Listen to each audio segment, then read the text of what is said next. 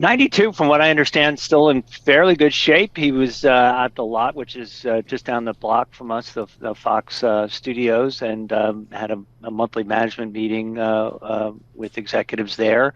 It's a storied life. He inherited one newspaper in Australia and built it into this global empire. Includes the Wall Street Journal and brought us The Simpsons, Avatar, just a whole lot in these 7 decades. Yeah, it's pretty incredible to see. I think here in the U.S., he's certainly known for Fox News and for his style of politics and news. But talk about the global impact here, because I was having a conversation with one of our colleagues over in the U.K. Who was saying, this is also just huge news in the U.K. and huge news in Australia too. Right. I mean, he brought satellite TV to the UK and much of Europe with Star there. He is in a way responsible for a huge increase in NFL media rights, because he bid those away, 3 decades ago from CBS, and started this sort of surge in sports spending that continues to this day. He has obviously his start in newspapers. It was considered sort of yellow journalism. There was particularly the tabloids in the UK that he then brought over to the US and continues to own the New York Post. And so he's been a controversial figure his whole life, and obviously very influential in political circles as well. Well, speaking of controversy, I think about after the elections, right? And the lawsuit with Dominion Voting Systems against Fox specifically, and what they paid almost $800 million to settle that defamation suit filed by Dominion. How much of what we're hearing now, or what's happening now, Chris, I'm curious what people are saying to you, is because it's just like, it's been a lousy couple of years?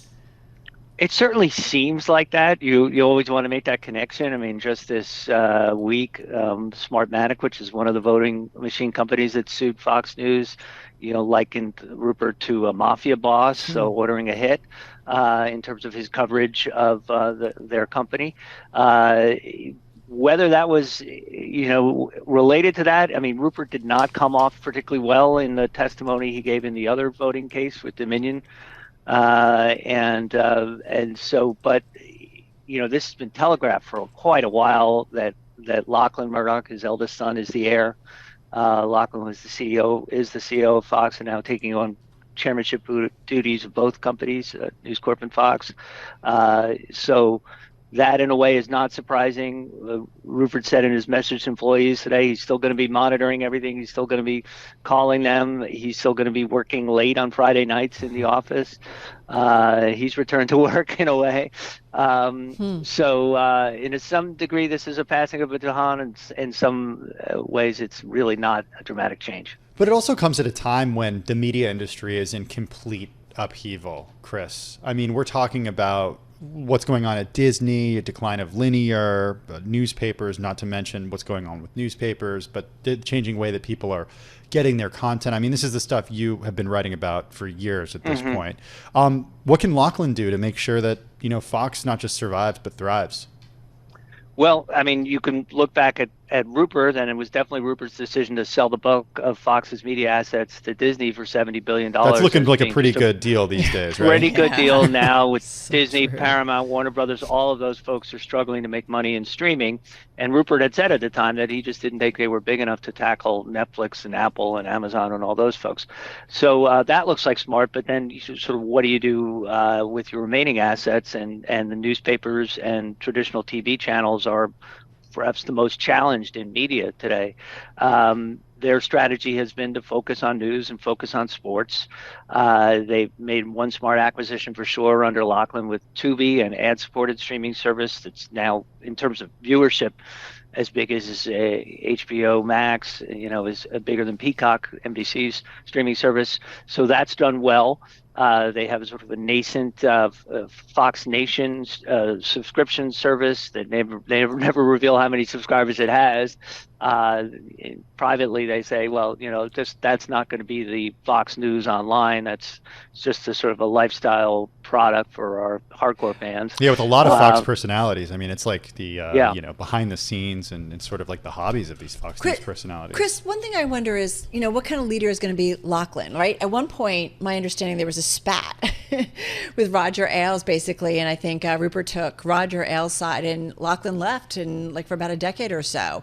And so it's interesting to see kind of his turnaround. And now here he is at the top of the company and running the company. What kind of leader is he? Similar to Rupert, or what do we expect to see from him? He is, he's been at his father's side, like his younger brother James, for decades, learning the business.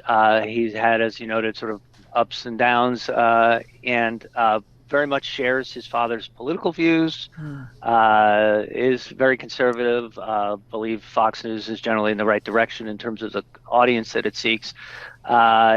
He has made some bold acquisitions, like the Tubi one I mentioned. He's had some failures. He hasn't really cracked the sports betting market like they wanted to.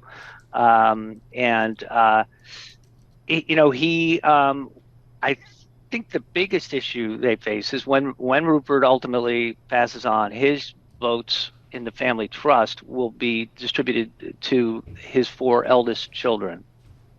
And so at that point, Lachlan is only one of 4 votes controlling the stock in both of those companies. And whether he can, James, his brother now, is very much estranged, very much. Yeah, I'm thinking it sounds like a certain little HBO drama that was pretty popular among the media set.